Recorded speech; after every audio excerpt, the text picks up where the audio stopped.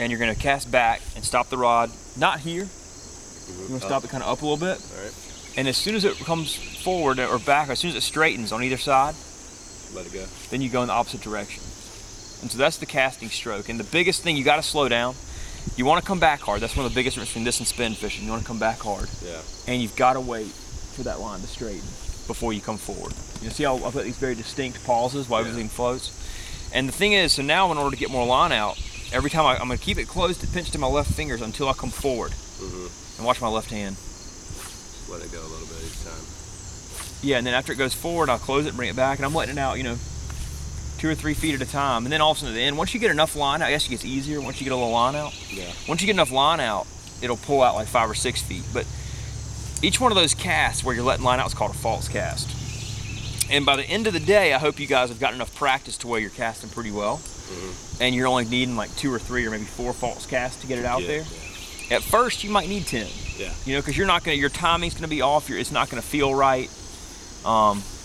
But if, like, let's say if you get out to here in your first couple casts, like 20, 25 foot cast, go ahead and lay it down. You want to cast as little as possible. How long do you let it sit? So, picture a bug caught in the current, right, drifting down.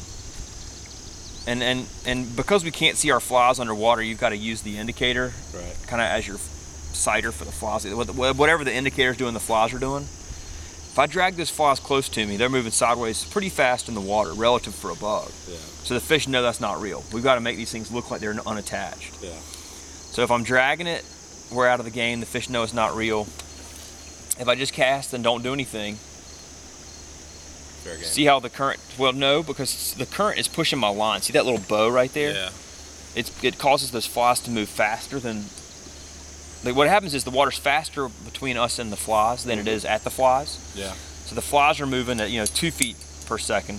The line's moving at 3 feet per second. So now the line pulls the flies 3 feet per second. Yeah. But the bugs in that area where the flies are moving at 2. So when the fish are eating all these bugs moving 2 feet per second, then they see this going by 3, they're like, no, I'm not eating that. So we've got to slow the line down. So what we do is we pick the line up off the water and then flip it right to counteract that. Yeah. And if you watch, see how my line's going downstream again? Yeah.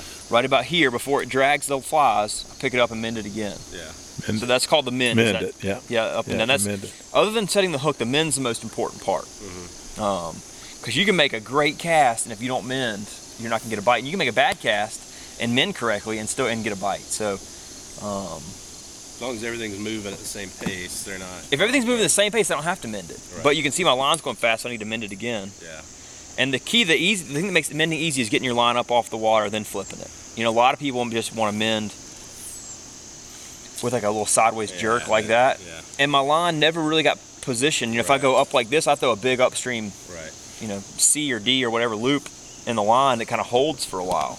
And my flies are drifting great now. Sometimes you have to mend downstream if the flies were moving slowly, or if the flies were moving fast and the line is moving slowly. You move the line to keep up with it, and sometimes you don't mend. Sometimes everything's moving exactly the same and you don't want to mend. But that's pretty much it. So you make your cast, you get your cast out there. I'm gonna go through everything with you, then let you get some practice, and we'll kind of build from there. But line's in your left hand. But the thing is, if I get a bite, let's say even if if I get a bite like this is where, look at my hands. My hands are like way apart. And I have no way to pull the line in without dropping it to reach and grab more. So what you want to do as soon as the fly lands is put the line underneath your right index finger. Okay. You're always, and then if I wanted to cast again, I'd take it back out. So when you're casting, it's always in your left hand. When you're fishing, it's always under your right index finger. Okay. And I cast, it lands. First thing I do is I reach over and put the line on my index finger, and then I mend it. And because now I'm ready to set the hook. And basically, if I get a bite at any time during this drift, if I make some indicator or when, all I do is pinch the line between the cork and my index finger, and yank the rod, all the way back. If I miss the fish, a lot of times we're hitting the bottom, and it's just, we want our flies close to the bottom, so we're gonna hit some rocks. And when you hit a rock and when a fish eats your fly, it looks exactly the same. So you're gonna set the hook a lot, and nothing's gonna be there. And if that happens, you set the hook. Just wait for your flies to straighten behind you, and then throw it back in there. Your hook set and your cast are pretty much the same motion. If you get the fish on you, let's say you set the hook. And imagine instead of that line going behind me, I get my rod way back here, and all of a sudden it's doubled over. what usually happens is that fish gives to the pressure and comes towards you a little bit. And if it comes towards you enough to where the rod straightens and the line goes slack, he's just going to shake his head and the hook's going to roll right out. So as he's coming towards you, you're going to grab the line. You're going to hold your rod up in the air, kind of like this. You grab the line here, below, not here, but below your finger, so that the line never comes out. You're just going to pull straight down. And then reach up and grab it again and pull straight down again. And you just kind of keep doing that until the fish stops coming towards you. Then what usually happens is he sees where we are. You know, your rod's up in the air, it's bent because you've kept the line tight. All of a sudden he starts to go the other way, and the rod starts to bend, and all you do is let line slide through your index finger in the cork. And you just loosen that right index finger and let it slide through until he stops. Then as he comes back, it'll start to, your bend will decrease and you'll strip more line in. And all you're trying to do is keep that nice steady bend throughout the fight. Now once you get to here, the fly line's this green, PVC coated line, and the leader's that clear.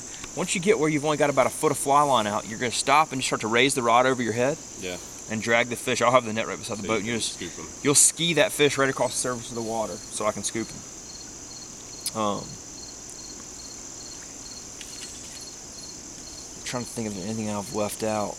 I think that's it. If I did forget something, we'll work on it. Go ahead and Kyle, make some practice casts. And I'm just gonna let you just cast for like, I don't know, 30 seconds or so, and just get the feel for it. I'm not even gonna give you really any instruction. Just kind of let you play with it and get a sense of what's going on.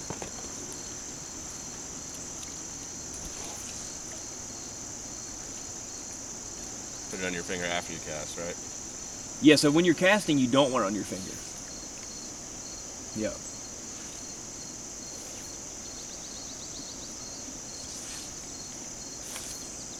Perfect, man. Did you feel that line shoot through your finger? Yeah.